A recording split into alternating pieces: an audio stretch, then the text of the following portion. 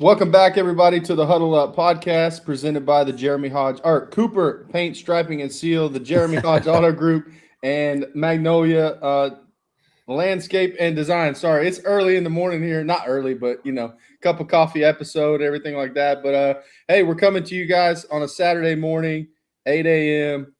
Got my co-host, David Glidden. Dave, what's going on, man? Yeah, Good morning. Moving Good morning. day. Yeah, good morning. It is moving day on Championship Saturday. Oh, we got a little bit of controversy, Yeah, we do for sure. And so I actually got it on right now, man. It's fun to wake up and watch the Open early on the weekends, obviously. For the last major of the year. It's exciting. So, but no, man, I'm great. Got a special guest today, Coach John Wozniak, this guy right here in the middle of the screen. Coach, we appreciate you joining. This guy is elite in all facets when it comes to the game of football. Talk about knowing ball. You talk about relationships with your players, and just an absolutely great teacher. I got to witness it myself, man. And then on top of all that, an elite human being, Coach John Wozniak. Appreciate you, man. Welcome to the show. The newest addition. Sorry I wore my shirt. Oh, it's okay. Yeah, I was gonna say we're trying new things. We're actually keeping clothes on. We keep clothes on. So I'm not as young and good looking like Grant. So I gotta get clothes on. So that's look okay. At you, man. You got a shirt on. You're clean shaved. Yeah, you're just trying to show Coach Gardner the way, just like you were back in the day. Shaved up. I shaved up for the show today. So I was I had my vacation beard going on. So I shaved up. Heck yeah, that's awesome. Are you watching? We mentioned the Open. You've been watching the tournament? You can keep. I watched a little bit. I still follow. Ricky Fowler was doing well early, and then I think he fell off. But I think we're about an hour from the leaders getting ready to go. So I'll after this I'll make a couple omelets here and watch the tournament. Did we get official word that Bryson is going to play? Is he done pouting? I haven't seen it. I think did he tweet it? Okay. Yeah. I had it on last night when they were doing. I was watching all the highlights and stuff, and they were still. At least they were saying on there was no official word. Yeah, I saw the Golf Channel. I was watching them. Yeah, that's the only thing they were talking about. It was just showing Bryson cry, but he's still on the leaderboard up there as I'm looking at it right now. So I'm assuming he's still rolling. But you said you saw the tweet. Yeah, I think he tweeted something about it, and then they were showing the tee times of the leaders coming up. When I was watching this morning, they still had him on there as teeing off with somebody this morning. So, he'll play. He's going to play. You can't just quit. I mean, that'd be a bad look. Bad look. You can't just take bad look. Come on. Yeah. I mean, you're still at the very top of the board. I mean, he's sitting in sixth right now. He's tied for sixth. Here, let's talk about it. Let's let the cat out of the bag here. What were you guys' thoughts on that ruling yesterday? I thought it was great because I'm a golfer. I play. You can't walk behind your ball and literally stomp the grass down to improve your lie, and that's exactly what he was doing. Yeah, I don't. Waz, you have at it because I saw it. I heard him talking about it. I don't even know an opinion of mine. I'm such an amateur rookie golfer, and I suck so bad that if I do that, it doesn't make a difference if I'm going to hit the ball well or not. So, but yeah, if you cheat, you cheat. I mean, point blank. Yeah. It's all in the interpretation, like every rule in every sport. So he's got to pick up his feet to walk through that crap he was in. He probably did a little too much stomping around back there, but I don't know that he was doing it on purpose. It's hard to know what his real intent was. My first job as a football coach was a Division III offensive coordinator and a men's golf coach, and I actually had a player. One of my golfers got called on that in the middle of a fairway. Now, when you're playing in Division III, you're playing on some cow pastures. You're not playing on very good courses. So he was apparently behind a rules official saw it. I didn't see it, but he was behind his ball and stood right behind his ball to match the lie down, and then got up on his toes like he was looking for the pin back there somewhere. So tried to pull a veteran move. So I've actually been guilty of that one as a golf coach. So. Yeah, that's hilarious. Fun facts right there. I love that. No doubt. We'll build a fairway nonetheless. So in the cow pasture fairway. How about that? That's funny. That's some good information. Who knew that Coach Woz was a golf coach, man? Okay, so that's cool. I was about to start there. I was like, man, that's a phenomenal segue. You just teed it up for us right there. I did. Man. That's perfect. That's what I do. That's perfect. We'll see if we're any good at this thing. Man, that's phenomenal. Yeah, we're excited. Watch the Open Championship. Any major is big time in my opinion, to watch. And when there's some drama, that's cool. But we're not here to really talk about that as much, man. So let's start right there. You just mentioned your first job, D3 OC. Didn't know. I knew that about you. I didn't know that you were a golf coach. I'm excited with that. That's freaking sweet. Yeah. I mean, that's what comes along with it, huh? So Yeah. tell us where that was at. How long you were there, kind of the next steps after that, what led you to where you're at now, as much or as little as you want to hit on for us. So yeah, I was at Knox College, and I was planning on coaching and teaching in high school football. I was going to be a high school physics teacher. I don't know how that came about.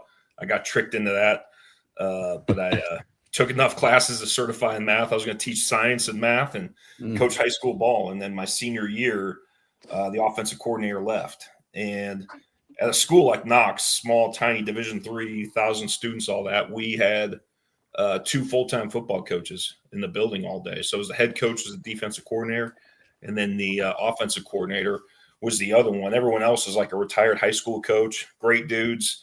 They were local to the area, and they came over. They were still teaching, but they'd come over for like a $2,000 stipend for the whole fall and come over for practice, So my senior year, the offensive coordinator leaves, and the head coach basically says, hey, I want you to do this if you want to try college. So I did it. And, a year later, I'm calling plays. And at a school like that, a lot of the smaller sports don't have full-time coaches. So there's no women's soccer coach. They're part-time deals, men's golf, whatever. So the athletic director was retiring after 40 years and 18 straight golf championships as a men's golf coach. So my options were I needed a second assignment. So it could have been be the recruiter for all the sports that don't have a full-time coach. So in addition to recruiting football players, I'm recruiting swimmers, tennis players, soccer players. Like I'm calling everybody. And you don't go off recruiting at that place. Oh, it's awful. Like I'd have Sundays where I talk to 50 kids. I just go in at 9 a.m. and just call till 9 p.m. until I get 50 kids, But I didn't want to recruit all those other sports. I wanted nothing to do with that. I'm like, well, I'm no good at golf, but I like doing it. So I told Coach Nosher, one of my mentors, Harley Nosher, he just turned 92 actually, but I saw him a few weeks back, but I said, Harley, I'm not very good at golf. Like, I don't know why I'd be coaching this. He goes, John, it doesn't make a shit. You drive the bus and you pick up the box lunches. Don't get lost on the way. Recruit good ones and don't screw them up. It's like, all right, it's pretty good. I can do that. So that's good. Yeah. So it turned out our whole league was most of our conference was guys like me. They were basketball guys or football guys that were coaching golf too. So man, no, that's solid. 18,000 for me a year, baby. I was killing it. Fun fact for me, when I was coaching football in high school for a long time, I was the head golf coach as well. Of course, I played golf and did all that stuff, but that was the exact same thing our athletic director told me. That's funny. Hey, make sure the kids get there, make sure they're taken care of, feed them, and then, win us a conference championship here and there maybe or something like that, but, take care of them. So that, I can relate to that. So, but it's fun because you can get out of the office and it's a change of pace for you and everything like that too. And, it doesn't suck because I would actually go out and play with our high school golfers too, like our guys, and we'd go, and play and stuff. So it wasn't a bad way to, make a stipend in the spring. So yeah, no, that was a blast. Yeah, that's cool. Great trips down to San Antonio and go down there for the week to get the season started, and it was great. I still talk to a few of those guys now, so it was fun. That's awesome, man. That's awesome. I tell you what, so between like Coach Dunn and Cooper Bassett and some of the other guys that have been on here with us that have told us like some GA type stories. We've heard some good ones. Yeah. And Dan. Oh man. Yeah. We've heard some good ones on here, but that's a good one too. Like golf coach having to recruit all possible sports. But you didn't end up have to do the recruiting role for all the sports, or you did? I didn't have to recruit the other sports. Okay. So because that's what Harley did. You should just say it. You should just say that and just add it to the story. I don't want that action. Yeah. But I one year I taught a physics lab one semester. We had trimesters there, but I taught a physics lab. I was in football wise, you do it all. Like I was basically the recruiting coordinator, the video guy. Like on Sunday mornings after a game, you got to drive. There's no computer then, so I'm recording the VHS tape and driving it up to Beloit, Wisconsin to meet the guy from De Pere from St. Norbert. You drive 4 hours, meet a guy, trade tape, and drive back. So that's. Man. We were doing concessions at the track meets to make money. So it was the grind is real. It was intense, man. It was intense. Yeah, the grind is real. Okay, so what year is that? And then what happens next? Like you go where from there? If I remember right, I could be very wrong. You start GAing after that. Is that correct? I did. I got a late start to being a true GA. I was at Knox from 99 to 03 for 5 years coaching. And then I think it was summer of 03, I went to Oklahoma State to work the football camp. I had a couple of really good receivers at Knox coming up. And I was just trying to find ideas for screens to get the ball to these guys somehow, a middle screen, a tunnel screen, or whatever. We weren't very good at them. So I go to Oklahoma State to work the camp in 2003 that summer. And Todd Monken was the receiver coach for Les Miles at Oklahoma State. So I just reached out to Todd. Todd was about 10 years ahead of me at Knox College. So he was a really good player there, and he's in the Hall of Fame there and all that. So I knew he was a Knox guy. I knew of him. I hadn't met him yet. So I just reached out, and he helped me get in there to work the camp. And I really just went there to try to learn about tunnel screens and things like that and work the camp and meet guys. But, I got a little bit of knowledge about that, but camp wasn't really that setting. But the next year, to the spring of 2004, they had a GA job open, and Todd called me out of the blue and said, he asked if I was married. I said, no. And he said, well, we got a GA job open here. So that's the pre-qualification. That was the application process. So I ended up going, and at that time there was only 2 true GAs. There's one on each side of the ball. And then I was basically what was the start of like the analyst kind of deal. So I couldn't coach on the field and all that we had all those rules then, but I helped Todd with the receivers, but my main deal was special teams, which is a real blessing because I hadn't done any special teams. I was a quarterback, had been coaching offense, and special teams is awesome. That was great. I just learning about blocking, tackling, angles, leverage, all that stuff that was a foreign language to me. So I did that in 04, and went from Knox College to Oklahoma State. So went from what a jump. Yeah, well, kind of yes and no. It was a jump professionally. I went from I think I was making $18,000 a year at Knox and full time to $600 a month and no benefits at Oklahoma State. So yeah, but the level of ball, that jump right there, right, and just the number of guys on your staff and actually and not having to do the other sports and that had to be exciting. Mm-hmm. I mean, that's really cool. And not to mention the people that were on that staff. I know you said Coach Monken, and then you obviously Les Miles. Like there were some other guys. If I can't, why am I blank right now? That were on that staff because I've heard you talk about them before, right? That you got to learn from, and you were under in those days. Who were a couple others that were on the staff that people might know? So Les Miles, the head coach, and then obviously Todd Monken, who I work for here in Cleveland, and man, we had a great group. Josh Henson was our tight end coach. Josh is the that's what I was trying to think of. Now, Oklahoma native there. So. Yeah. I knew there was somebody else. Yeah, Josh is a great one. And Larry Porter was our running back guy. Yeah. Larry's been all over the place, Auburn, a bunch of really good places, and coached a bunch of really good running backs. So he's at West Virginia now.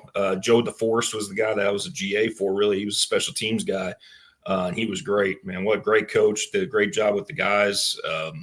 Did a great job in Stillwater for a long, long time, recruiting and coaching. So we had an impressive group. We really did. Doug Mallory's been NFL and major Power 4 places. So he was our secondary coach. So we had some great coaches. Yeah. And then I was only there 7 months. I think I started the job July 1st or June 1st, one of the two, June 1st. And then by the end of December, Nick Saban leaves LSU to go to the Miami Dolphins, and Les Miles gets the LSU job.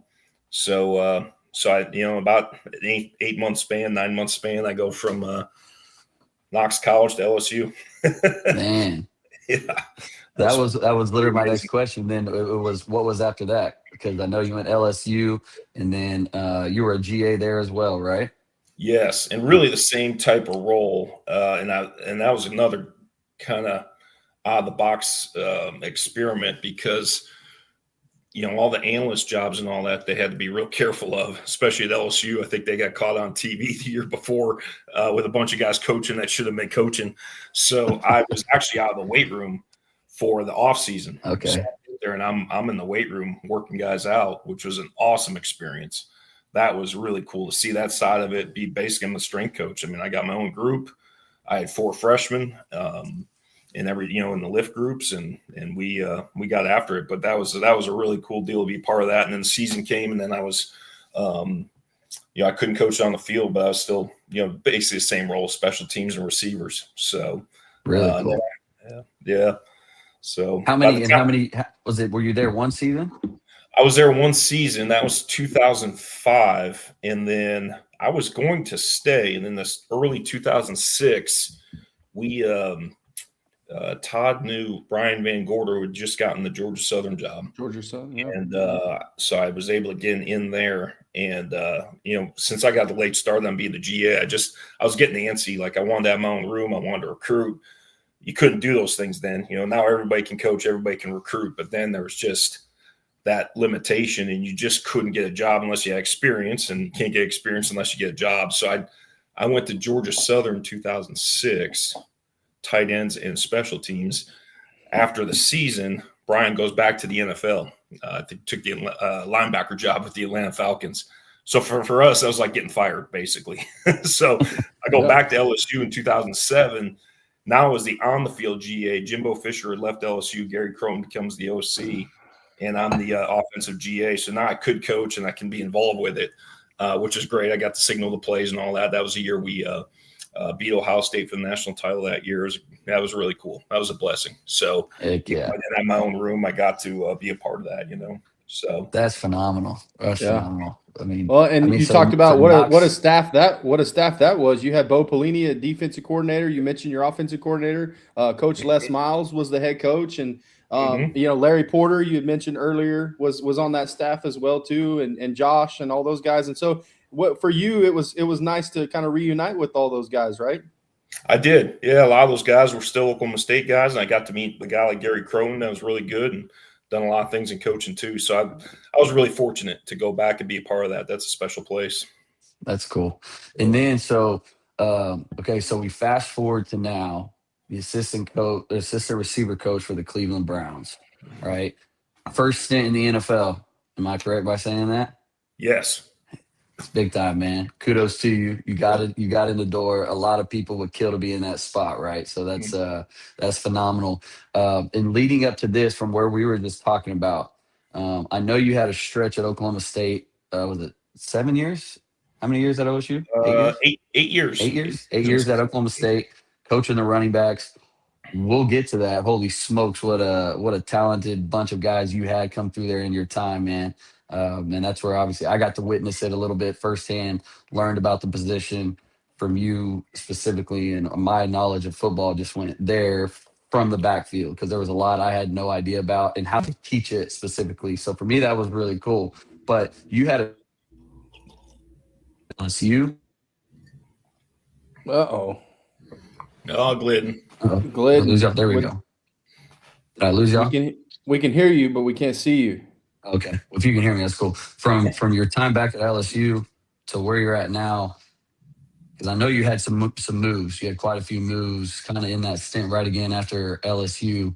Too many. How many was it? How many different places did you go to? And I'll try to reload this and get this thing fixed here real quick. Yeah, it was. I went on a roller coaster. I mean, after Knox College, it was like 12 moves in 11 years or something wild like that. Every time I got a big break, I was on staff that got fired or something would happen. So it's really kind of test whether or not you want to do this. There's a couple times I almost got out of it, to be honest, because I just didn't know where this was going. So I think let's see. Well, my last year at Knox was 03, Oklahoma State 04, LSU in 05, Georgia Southern 06, back to LSU in 07. Got the tight end special teams job at Montana State in 08 because I got itchy. I wanted to coach again. That was cool. It was a beautiful place, man. Bozeman's awesome. 09, I was at Memphis. So that was my first Division I job. But I think we went 3-9 and got fired, or whatever. It was 2-10. We just weren't very good. And I couldn't get a job for 4 months. It was something like March. I got a job at West Georgia Division II, which is another really cool spot. And I was there for the season, and I was great staying there. I had no problem staying in there and D2 and all that. But I got a job at UAB as the running back coach. And same deal, man. Last year, the head coach's contract, He was a great dude. We had great guys on staff, but we went 3-9, I think it was, and got fired. So, and then I had a really cool experience. I was able to catch on with Alabama as a special teams analyst for 2012. So we as the year we beat out Notre Dame in the title game, and had a blast doing that. That was a cool experience too, just of being around Nick Saban and how he does that. And then things finally settled down. And then Todd Monken got the Southern Miss job, and I was there from 2013 to 2016. So I was 4 years there, and then 8 at Oklahoma State. So that's when things finally settled in until recently again, and now I'm on the move again. But that was a really cool run. Around Southern not Miss. Many people know, but you were a part of 2 national championship winning. I don't know what the balloons are, but that's cool. That's 2 national championship winning programs and seasons. About the national championships, man. With LSU and with Alabama. So, I don't want people to lose sight of that. You were able to, catch lightning for 2 of those seasons and be a part of some national championship teams. What was that like to be a part of a staff with Les Miles, and then the year with Coach Saban? I know Kirby Smart was the defensive coordinator, some of those guys. And what was it like just to be, a part of that staff for that 2012 season? That was incredible. I was never more proactive in my life probably than I was that year. Coach Saban was great. Like that, some guys find it really hard to work for him. I wasn't in the role where I was recruiting, so I didn't catch as many bullets as some of the other guys. So I was great with it. But he's one of those guys that doesn't really tell you to do something or ask you to do something. He's just mad that it didn't get done. So you're always thinking ahead, and that's where I learned a lot about being proactive, and that really helped me a lot. The special teams process, how he goes about preparing for a game, practice schedule, all that. Those are just things that stuck in my head going those 4 years down Southern Miss after that, and then obviously Oklahoma State. But he just does such a tremendous job carrying the message to the team. It never gets old. It never sounded like a broken record. He was just really, really, everyone talks about the process and don't worry about the end result and just do things the right way. He has a unique way of really pounding that home and getting guys to focus in on that day, So that was cool. Yeah. Blessed to do it.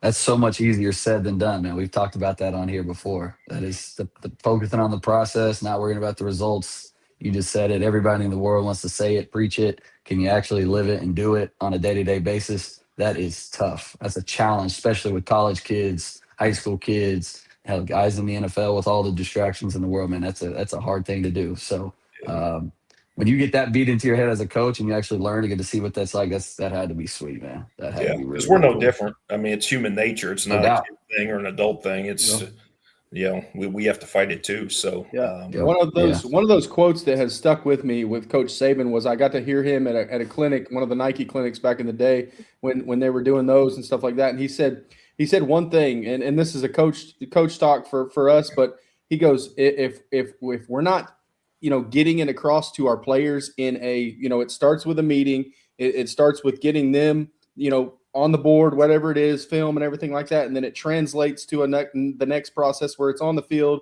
everything like that. He said, if they're not getting the information, it's not their fault. It's the coaches, it's us. We can't expect them to just go do it if we don't teach them to do it. And that's a little like elementary, but at the same time, it's so profound when you talk about, like David, the process, because we're expecting a kid to go make a cut and go this way, but we've never taught him or taught them how to do that in a game situation. No, he's an elite teacher that way. Really, really good, and can break the game down. And I remember that year I wasn't on defense. He's basically the corners coach. As the head coach, he coached the corners, but his walkthroughs were legendary. Just going through every route progression that the other team had going into a game, the whole thing. So it was pretty impressive how he went about the whole deal. That is, man. That's awesome. Yeah, I'm with you. Drew, I'm with you, dude. I see clips all the time, and it's like every time I just I like it so I can refer back to it later. Yeah, and, I bookmarked that one. I'm like, yeah, for sure. Yeah, no doubt. So, Woz, selfishly, what I'm going to do right here, man, I'm gonna go back to the years at Oklahoma State. So you said 8 years. So that started when 2018. 2017. And I just want to touch on the guys that you had in your room that you got to see because there were some talented ones for sure. I mean, some of the best running backs in Oklahoma State history just so happened to be within your 8-year span. All right. Like, and that's pretty impressive to say, because if you go back and look at the list, sorry, Drew, we're not talking about those guys. No, I got we're a talking few, about the man. running backs up in Stillwater right now. I have some names on there that I respect. So, absolutely. Yeah, so between Justice Hill and Chuba, and then obviously Ollie, one of those guys. My question to you, is there like a similar trait from each guy that stood out to make them get to where they were at? Not necessarily whether it's physical or mental, I don't know. But is there something that was similar in all of them? Like, just was it practice habits? Was it the mental part of the game? Was it whatever that might be? Because to me, from what I got to see on film, those guys that you had in those time frames were all a little bit different as far as their style of running, right? Yeah, the style of running backs that they were. But what was something that was similar, maybe that separated them just to have success, period? Yeah, because then you also had Jalen Warren. So, like, between Jalen, Ollie, Justice, Cuba, like, their 4 styles are totally different. I mean, they're all really good players, obviously, and they're all doing well in the league. But so their style and their stature, their size, whatever, those are all different styles of guys. The thing that stood out about all 4 of those guys is they all saw themselves as a dog. They were a real dude. Like, give me the ball when it's on the line. I want to win the game for the team. Like, they had that, not to a point of being selfish, but to the point of, I want to win this game for my team. And they wanted the rock. Like, those guys didn't care. Give it to me 40 times. They didn't care. They weren't trying to preserve their body. They weren't trying to rest. They weren't trying to stay healthy.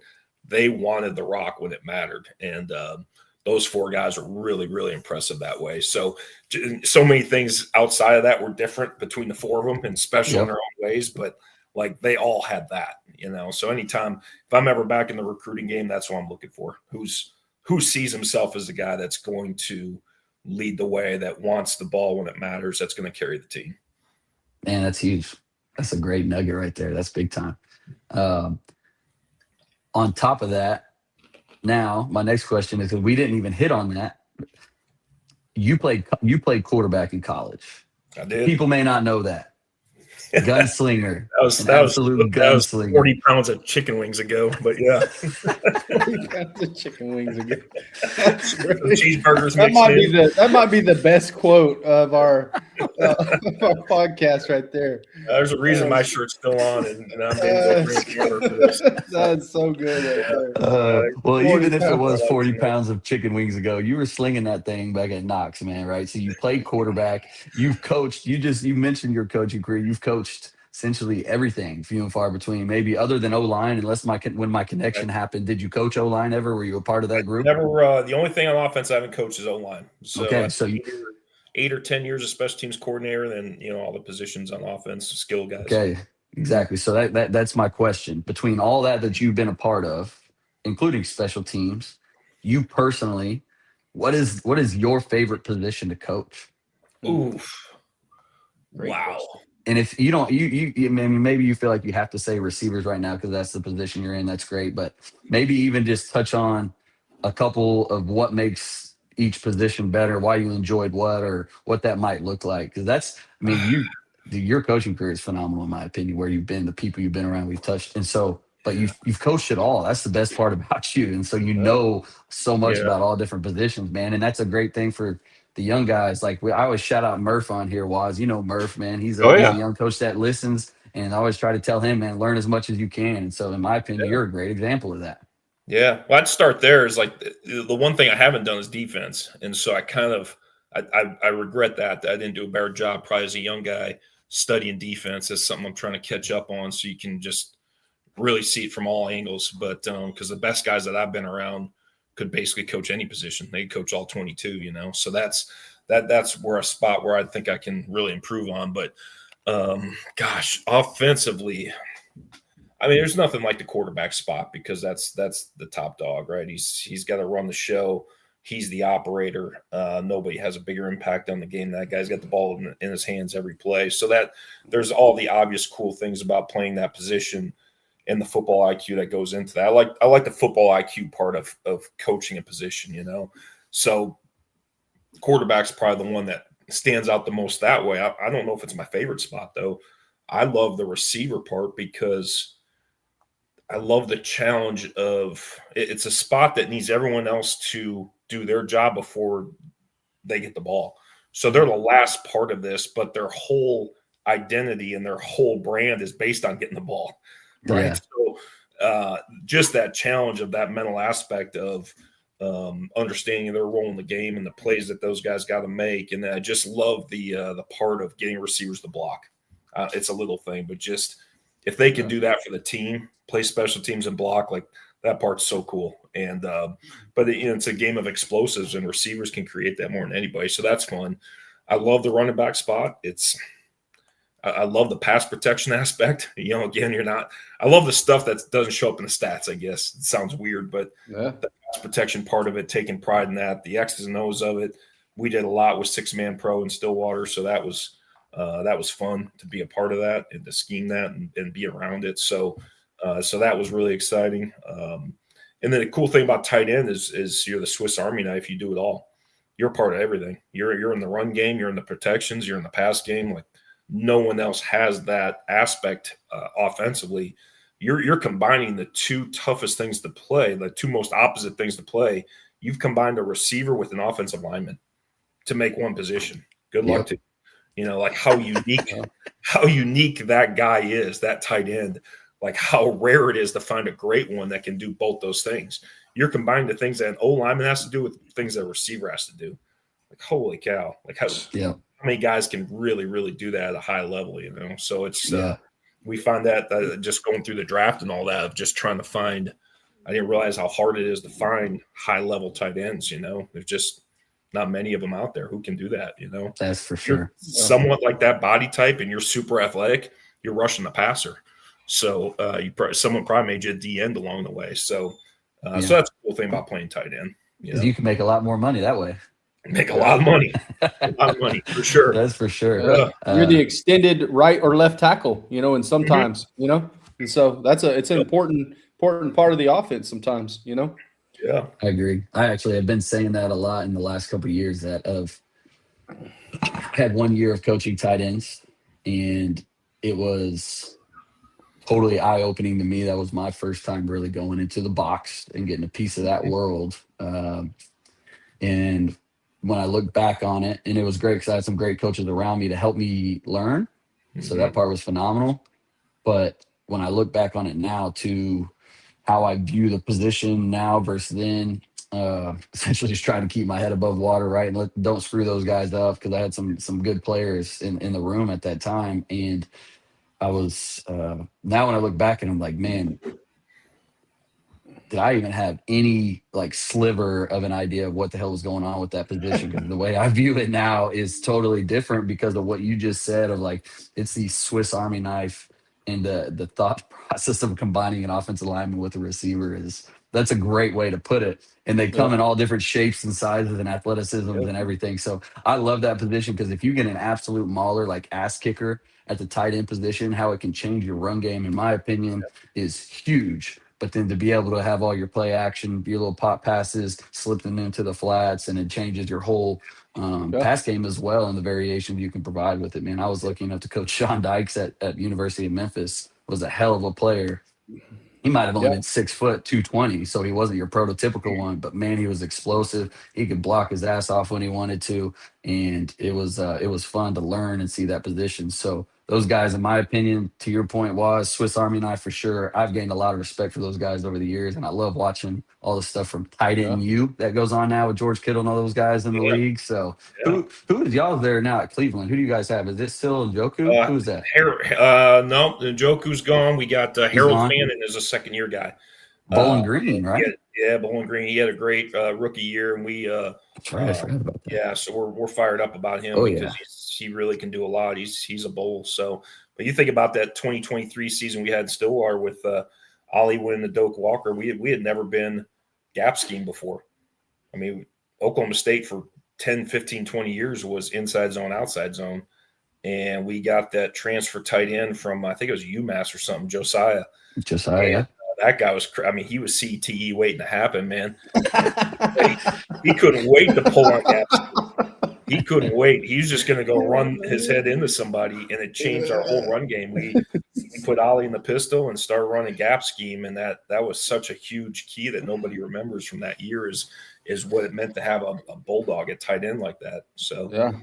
No, I remember. Fun fact: I remember you guys because you used to come to the clinic at Shawnee, the winter clinic at the casino, and I watched you. I was sitting in the back watching film because you had spoke that year after you guys won, and you guys were dogging our Sooners a little bit, but that was okay. But I watched the film, and you guys broke it down like from the end zone shots, and just watching guys pull and just, I mean, smacking folks, and it was fun to watch as a guy who loves power and counter.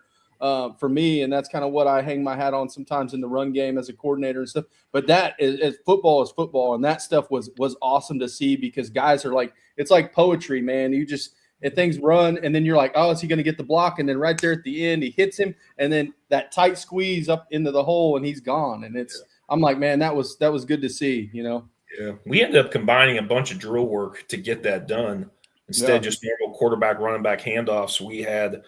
We'd bring the tight ends over too, and Jason McAdoo did a good job with this. But we kind of create a little counter drill, really, of guy holding a pad and a spill look and a box look, and we call it a blunt look, where he's taking that guy face on. So it just was multiple reps in a hurry for the running back at the different pictures of how that thing can look. So because people are going to play it a different way. So that was really good for us, that drill.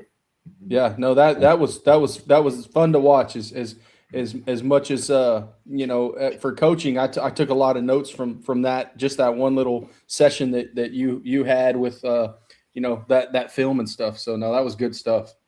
I mean, you talk about individual drills.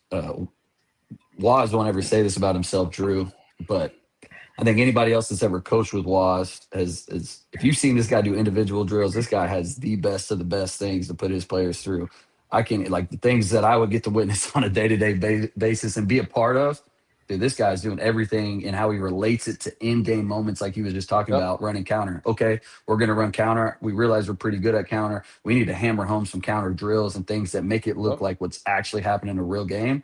That was cool for me to witness, man, and be a part of. So he's got some of the best. Not only that, but and the pass pro drills. Well, the unique ways you can. The unique ways you can change it up and run the same play. Like that was the thing that I took away from the stuff that you guys ran at Oklahoma State was, hey, it's counter, but to a defense, it doesn't look like counter. It doesn't look like, your typical GT or something like that. It's a wrinkle, but it's still the same play that you would scheme up. And that for me was like, man, because you're always trying to find ways as an offensive coach to change the picture up and make the defense, prepare for a whole bunch of different things. Yeah. All while your guys run the same thing. Yeah, I thought Casey Dunn and Charlie and Mac, all guys, they really did a good job of that because we started getting different looks as the season went on. So it's just how can we do this with a tight end now play side also? So we had an inline guy to the front side of the play to kind of mess with how the DN wanted to take on the first polar and different things like that. And it's, and David mentioned the drills, but it really just came down to I just wanted to find things that showed up on game film. If it didn't, if the drill I'm doing, I actually started clinics with this. When I do after Chuba had the big year in 2019, I'm on the clinic circuit like I'm TD Jakes or something. But it was amazing. Like all of a sudden people want to hear me talk. It's like I had a really good player, like whatever. But anyways, I'd always start the clinic with it. If you don't see this drill on tape, stop doing it. I always use the example of the old school mirror drill that everybody does. You're sitting here looking at another guy and you're doing this back and forth. It's like, when do you ever do that in a football game? You gotta be kidding me. Yeah. Like that's silly. So I got rid of that drill. It's like, that's not a pass pro drill. You never do that in a game. So that's what we tried to find is, just one thing I learned from Brian Van Gorder was at Georgia Southern 2006. He had gotten it from Jacksonville with the Jaguars. I think it's pretty common in the NFL, and Todd Monken's doing it with us here in Cleveland. But we started a skills and drills sheet. And so I just had a little Excel spreadsheet where the skills I want my guys to have: pass pro, ball security, pass receiving, open field ball carrying, whatever those things are. And then what are the drills you're going to do to maximize that skill, maximize that deal. So, because that's all coaching is just maximizing someone's measurable skill set. We all got measurable skill set. How do you maximize that so that kid can get the most out of his ability? So, if your drills aren't geared in that direction, you've really kind of done a disservice to the kid, to be honest with you. Awesome. Yeah. What a nugget. That's a young. I was going to say that's a young coaches or any coaches that are out there. That's something that we can take away. There is, if it doesn't show up, and it's like we go back to saying, if it doesn't show up in a game, then why are we trying to waste our time in practice? Doing a drill that doesn't make sense. Yep, exactly right. Woz, well, we're not trying to take up your whole Saturday. We've already taken up this much time on your Saturday morning, having a cup of coffee with us, man. I appreciate it. But I do want to get this final thing out, if you don't mind, for us. Yeah. You made the jump, man. You got the shield, right? You're up in the league. You're on Sundays now, or whatever day I'll play, any day, Thursday through Monday or whatever it is, right? So I guess my question, just in general, what are you most excited about? What are you looking forward to this season? What's been the great thing so far that you've been a part of the Cleveland Browns in this transition with Coach Monk, and you've been with him before, but now you're obviously at a different level with him. So how's it been so far, and what are you looking forward to the most this season? It's been awesome. Everything I could hope for. It's Cleveland's one of the OG franchises. I mean, it's I know recent history isn't very good, yet the fan support's incredible. And so that's when you got something special. So that part's been really fun. So I'm looking forward to the fall and game days. And I think no matter what we do in life, you want to be at the highest level and strive to be the best at it. If not, why are you even trying this? So that's the cool part. Like, just I've been fortunate enough to coach good players and be around some cool things. And it's just, all right, can we do this at the highest level now? Let's go. And so that part's been fun, man. It's been a blast. The players are really good. I didn't know how that was going to go, but we got great dudes that want to get coached. And so there's been zero concern or issue with that. I do miss college guys. I miss that part of it because they're young and dumb and they're fun and they just, every day's new. And but really our guys aren't a whole lot different than that, just a few years older, but they want to soak it up and get better too. So I'm excited about the whole deal. There's only 32 of these. There's only 32 of these teams, so it's a blessing to be a part of one of them. And I get to be around Coach Monken again, which is really good. He's as good a receiver guys I've been around. So every day I show up, I'm getting better. Ultimately, it's all we can control. Are you getting better? So that part of it, I know every day I show up, if I do what I'm supposed to do and work hard, I'm going to learn something and I'm going to get better at football. So that's really ultimately what you can control. So it's been a good experience. Yeah, I'm looking forward to get started here. We get started with the rookies showing up this week. I love it, man. I've never been so excited to watch the Browns now. Got no doubt. Obviously, I'm Coach Monk too. in there, but then I mean, having you there too, man. I've never really had an NFL team, to be honest with you. Everybody asks me who's your favorite. I don't really have a favorite NFL the Atlanta team Falcons up in Oklahoma City, and it was like Falcons. There you go. A little bit just because of whatever, a cup of coffee there, but now knowing you personally there. Knowing Coach Monk a little bit, him being there, hell, Travis being there with you guys and everything. Like I'm fired up to keep up with the Browns, man. I'd say that's definitely my team going into this NFL season that I actually have one to truly root for. You know what I mean? So I can't wait to watch it, man. Can't wait to see it. I'm fired up for you to be there because I know you're gonna crush it. You're gonna absolutely kill it, man. I know you're gonna do a great job while you're there. So that's the reason Monk brought you there. He's got faith in you, obviously. Yeah. Well, I hope so. Hey, I got one question for you, and I have to tie it back into some Oklahoma Sooner stuff. Have you got to spend some time around my guy Dylan Gabriel, and what's it like, seeing him do his thing and everything? No, I love that guy, man. He's done a great job. He's got tremendous football IQ. It's hard because we've got a three-way battle kind of going for the quarterback job, so it's just it's not like college where you practice all day. We got limited reps and. We got these different phases. So there's days where we'd go weeks at a time where you're only on the field for like an hour. So you just basically are glorified walkthroughs, So it's hard with the reps for all those guys. He's done a good job picking up all the new offense and the whole deal. You can see why he's been highly successful in college, That's awesome. Right on. Yeah. Awesome. And then you got some, I mean, there's some the receivers and stuff that you guys have signed. And, I know Casey Concepcion and some of those younger guys and everything like that. So you guys got a lot of good talent coming in. And like David said, it's going to be fun to watch you guys try to, flip the narrative a little bit of what everybody kind of thinks of the Cleveland Browns. So I'm excited to watch. Yeah, it's it's going to be a process. It's not but I've been through it before with Coach Monken. We showed up at Southern Miss and took over an 0-12 team. I mean, we had to figure it out, man. No one cares. We just got to figure it out. So we have to do that, get that thing flipped and play for a title there, and plan on doing that here. So there's no reason we can't. But yeah, those young receivers, we took KC in the first round, and then right after that, early second, we picked up Denzel Boston from Washington. And those guys are fun, man. They practice really, really hard. You can see why they've had success. They've got talent, and they want to soak it all up, man. Great dudes. So it'll be fun. It's kind of cool. My first year in the league, matching up with a couple of high-end rookies like that, and just kind of we'll go through this process together of playing ball at the highest level. That's big time, man. And I'm sure you get to spend a lot of time with them. That extra meeting time with the rookies it's always a must, right? For those guys first getting up there. Yeah, no, that's a cool thing. We everybody coaches, so we got big staff, and like you got to split things up. We'll two spot some things and all that. So I'll get my own guys at times, and so that's cool. Is that the biggest difference for you guys from college to the NFL? Is the I mean, it's a job now, so you're spending more time with your guys. Obviously, there's no class, there's nothing to have to worry about. Is that good for you sometimes, or can that be a blessing and a curse a little bit? It's a great thing. It's hard now because there's with all the players union stuff, the whatever bargaining agreements and all that, it really isn't as much time as you wish you had.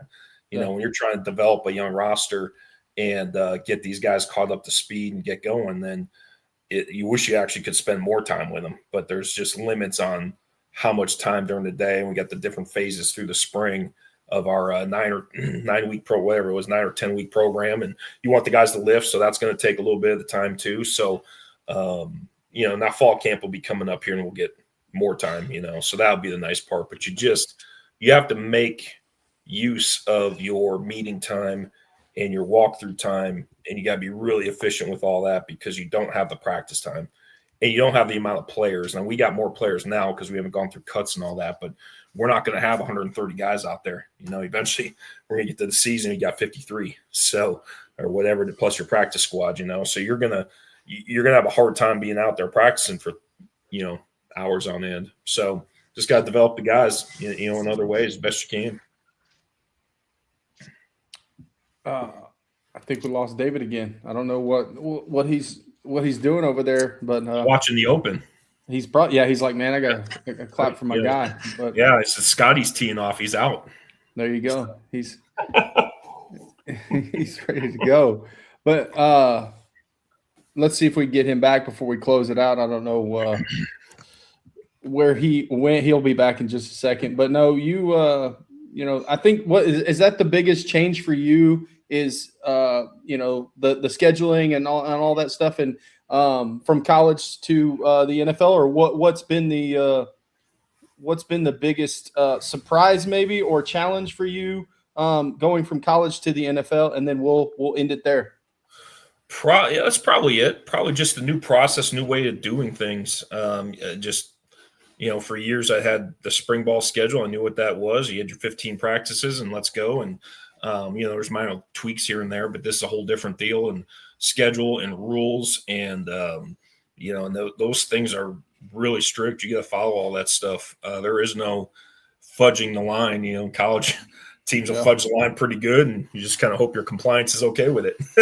If we're being honest, basically all 32 teams are doing the same thing right here. So we just have to, whatever time we have to figure out a way to use it better than the other guys. So that's been, football is still football. There's still 11 guys on the field, and, we're a little bit less spread, no huddle than we are huddle up and tighten down sets. There's a little bit more of that offensively, obviously, but it's still football. It's still X's and O's and getting guys to play hard and what kind of detail you can play with. So, yeah. Right on. No, that's good. I was just asking him what has been his biggest surprise or change from college to NFL. Glid, I know you were watching Scotty tee off there, so you didn't get any chance. Isn't that what y'all want to do too? I mean, hell. Yeah, that's what we're doing. And Coach, we'll let you go make omelets and hang out with your family and get the house and everything in order and get ready for training camp. But we appreciate you coming on, and I'm excited to watch the Cleveland Browns. I don't think I've ever said that in my course of but it's going to be fun to watch you guys, some of those young talents. But DG, any final thoughts for Coach? No, man, that was Woz. Appreciate you big time. Appreciate what you did for me in a couple of years I was around you, man. It was learning from you was huge for my growth and continued development. Have a great. Lost him again. Struggling. Scotty must have a birdie putt on one. He must have something going on. Yeah. Well, DG won't say it himself, but he was incredible, man. We really benefited from having him in Stillwater. So he was as good as I've ever seen as far as helping us game plan. And we'd get ready for a game plan on Sunday, and the guy already knew everything about the next opponent. It was pretty amazing, actually. The guy's impressive. So he's not much for the computers, it looks like, but other than that, he's got it figured out, man. Yeah, I don't know. So, no, Coach. Sorry, guys. No, it's okay. You're in the dark mode. He's back. We can hear him. Yeah. But no, we won't keep you anymore, Coach. Again, good luck to you guys and the Cleveland Browns this season. We'll be watching you, and everybody else. If you're not subscribed, please help us out. Like, follow, subscribe, comment, all that good stuff. We've got a lot of guests coming up. Fall's coming around, football's coming around, so we're gonna have some cool guests and stuff. But for us here at the Huddle Up Podcast, for the Cooper Paint, Striping, and Seal, Jeremy Hodge Auto Group, and Magnolia Landscape and Design, we will see you guys on the next episode.